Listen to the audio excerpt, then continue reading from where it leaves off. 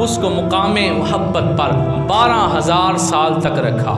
12,000 سال کے بعد اللہ نے اسے نکالا، پھر اللہ نے اس کے 4 حصے کیے۔ کتنے جی؟ پہلے حصے سے اللہ نے قلم کو پیدا کیا۔ قرآن کہتا ہے نون والقلم وما یسطرون، یہ نون اور قلم، نون تو اللہ تعالیٰ کا جو ہے وہ ایک راز ہے جو اللہ اور اس کے نبی صلی اللہ علیہ وسلم کو پتہ ہے۔ والقلم وما یسطرون، اللہ قلم کی قسم اٹھاتا ہے اور جو لکھا گیا اس کی قسم اٹھاتا ہے۔ وہ قلم جس سے قسمت لکھی جاتی ہے اور وہ لوح محفوظ جس پہ قسمت لکھی جاتی ہے، کیونکہ دوسرے حصے سے اللہ نے لوح کو پیدا کیا۔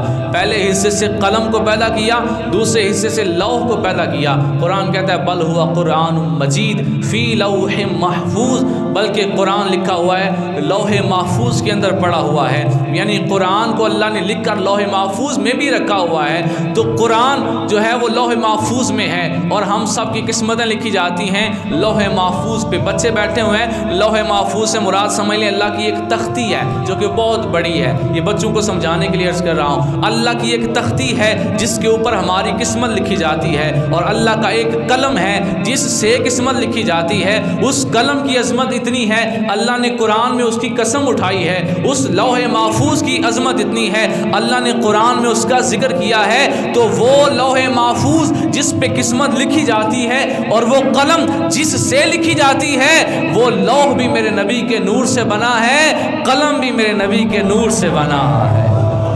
اس کے بعد تیسرے حصے سے اللہ نے جنت کو پیدا کیا۔